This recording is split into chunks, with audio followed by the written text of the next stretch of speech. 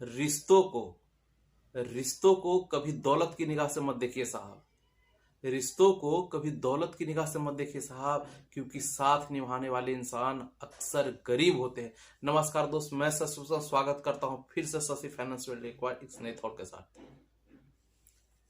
आज का वीडियो खास होने वाला है उनके लिए जो लोग कार लेना चाहते हैं, एक गाड़ी लेना चाहते हैं। सबका एक ड्रीम कार होता है। आज मैं आपको उस ड्रीम अफोर्डेबल कार के बारे में बताऊंगा। सपना सब किसी का होता है, एक अच्छा घर, एक अच्छी गाड़ी देखते हैं, लेकिन हम गाड़ी किस बजट में प्लान करें, क्या सही बजट हो, कितना बजट तक हम एक कार अफोर्ड कर सकते हैं। मैं 15 साल से व्हीकल फाइनेंस में हूं। मेरा ये एक्सपीरियंस है। मैंने बहुत कोई को देखा जो बिना बजट प्लान की गाड़ी लिए हैं, बर्बाद हो चुके हैं। दिक्कत आई है, या तो वो फाइनेंशियली कहूं ना कहूं लचर गए हैं, टूट गए हैं, गिर गए हैं, या उनकी गाड़ी खिंचा गई है। तो आप अपने बजट को बढ़िया तरीका से प्लान कीजिए। आप देखिए आप अफोर्डेबिलिटी में कहां हैं, आप किस प्राइस तक, कहां तक आप स्ट्रेच करके गाड़ी ले सकते हैं, और आपके लिए क्या रेंज की गाड़ी जो है सही होगी। गाड़ी देने के लिए बहुत सारी कंपनी बहुत तरह के लोन देते हैं। 100% फाइनेंस। अगर आप इजिबिलिटी में देखें तो आपको जो आपका मंथली इनकम है उसका 24 गुना 2 साल की कमाई के बराबर आपको लोन देने के लिए तैयार रहेंगे। लेकिन सब कुछ एक निर्भर करता है आपके बजट पर। आपका बजट, आपका पहले जजमेंट कर लीजिए कि कोई आपका रेगुलर इनकम कहाँ कट रहा है, कहाँ खर्चा है, घर का खर्चा कहाँ है, पढ़ाई लिखाई का खर्चा कहाँ रेगुलर एक्सपेंसेस जा रहा है। उसके बाद आप सेविंग कहाँ तक कर पा रहे हैं। बजट अगर सही नहीं बन पाया तो दिक्कत आ जाएगी। तो आपका एक बजट, एक आइडियल मैं बजट बना के चलता हूं। अगर आपकी सैलरी 50,000 रुपये महीने की है तो आप सिर्फ 10 से 12 गुना ही लोन लीजिए। अगर 50,000 है तो 10 से 5 लाख से 6 लाख तक ही लोन लीजिए, इससे ज्यादा नहीं। इससे ज्यादा का कार बजट प्लान नहीं करिए। मान लीजिए कि आपने लोन लिया 5,50,000 रुपया की आपकी सैलरी है, मंथली इनकम है, आप बजट प्लान कर रहे हैं कि हाँ इस लेंगे, तो अगर 12% का तो 12 5 8 6 लाख रुपया तक का ही गाड़ी अफोर्ड कर सकते हैं। उस 6 लाख में आप कितना लोन लेते हैं। 6 लाख का तो मैं गाड़ी अफोर्ड कर लिया, उसमें लोन हम कितना लेते हैं, उसमें बहुत सारे हिडन फैक्टर होते हैं।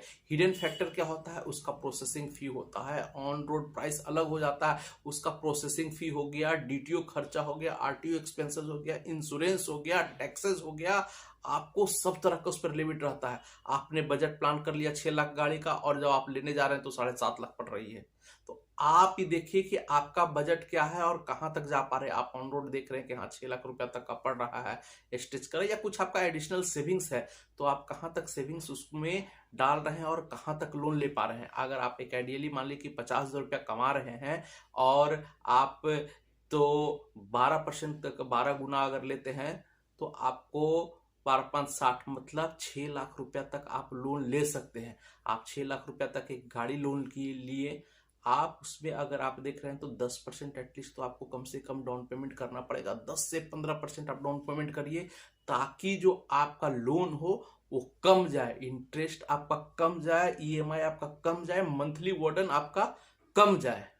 आपका ये 4 सूत्र, पहला आपका महीने का इनकम कितना है, दूसरा आप हर महीने कितना ईएमआई दे पाएंगे, तीसरा आप कितना डाउन पेमेंट कर पा रहे हैं, और चौथा आप कितने साल के लिए ले रहे हैं, क्योंकि रेट ऑफ इंटरेस्ट आप जितने साल के लिए लीजिएगा उतना आपका बढ़ता चला जाएगा।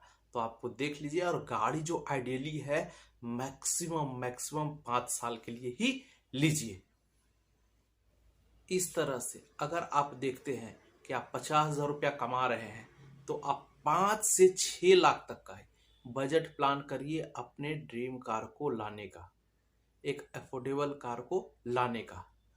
दूसरा, आप अपने ईएमआई का सिर्फ 20%, मैक्सिमम स्ट्रेच में 25% ही इन्वेस्ट करिए, ताकि आपको भविष्य में किसी तरह का दिक्कत ना हो। ये लोन छोटा चलेगा नहीं, 5 साल 7 साल चलता है लोन है, तो 5 साल में आने वाले बहुत सारे सर्कमस्टांसेस आते हैं, बहुत सारे इंसिडेंट आते हैं जिसमें आपको पैसे की जरूरत पड़ सकती है। तो अपने पास कुछ सेफ हैंड रखें। तो आप 20 से 25% ही अपने ईएमआई का उसमें डिपॉजिट कर सकते हैं। तो आप एक बजट प्लान कर ले।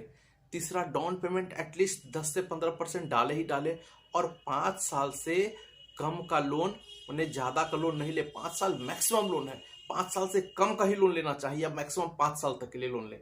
आइए हम सब एक कैलकुलेटर से देख लेते हैं कि कितना रेट ऑफ इंटरेस्ट में हमको कितना पड़ पाता है। अगर हम एक बजट प्लान कर रहे हैं कि 50,000 रुपये महीने का कमा रहे हैं और हम 15% डाउन पेमेंट भी कर दे रहे हैं, तो 20 से 25% अगर स्ट्रेच करते ईएमआई देने के लिए, तो हमारा क्या ईएमआई आता है, और 5 साल के लिए लोन लेते हैं तो हमारा क्या बन पाता है। आइए एक कैलकुलेटर से देखते हैं। वही सभी एक लोन कैलकुलेटर ले लेते हैं। एक लोन कैलकुलेटर ये आप कोई भी ऐप्स डाउनलोड कर सकते हैं प्ले स्टोर से, गूगल प्ले स्टोर से आप डाउनलोड कर सकते हैं। मान लीजिए कि मैं 50,000 रुपया, या कोई व्यक्ति 50,000 रुपया पर मंथ कमा रहा है, तो आपको जो मैंने अभी बताया कि जो मंथली इनकम का 10 से 12 गुना ही आप लोन लीजिए।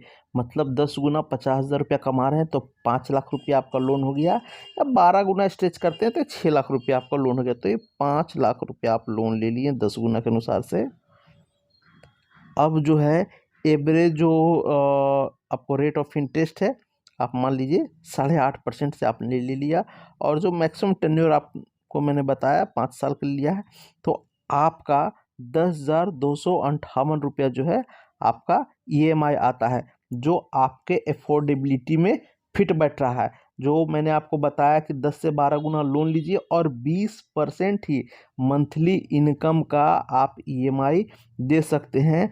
तो 50,000 रुपया का 20% हो गया आपका 10,000 रुपया।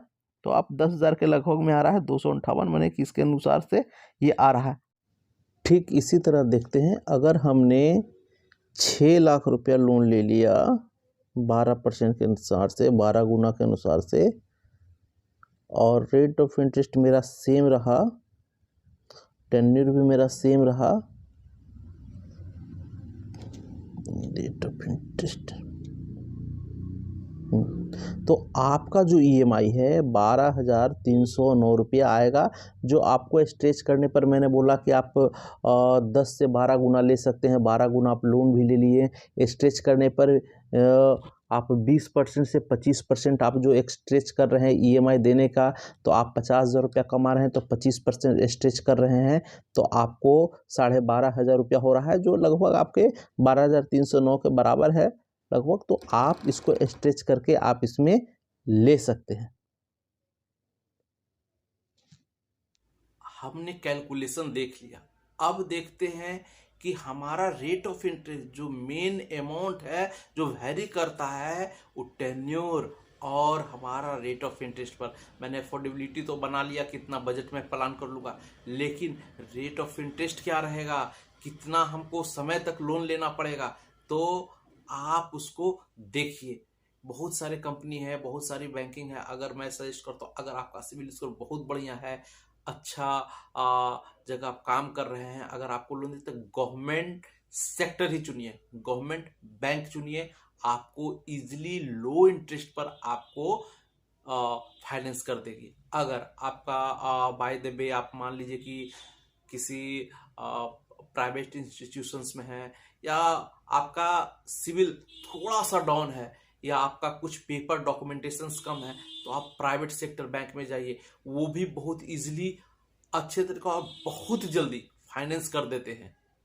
अगर आपका पेपर थोड़ा और डाउन है, या कुछ कमी आ रही है, या कुछ दिक्कत आ रही है, तो आप एनबीएफसी की तरफ भी जा सकते हैं, जिसमें आपको इजीली रेट ऑफ इंटरेस्ट थोड़ा सा ज़्यादा होगा, लेकिन आपको जल्दी फाइनेंस कर देगा, आपको ओवर फाइनेंस कर देगा, आपके बजट में ला देगा।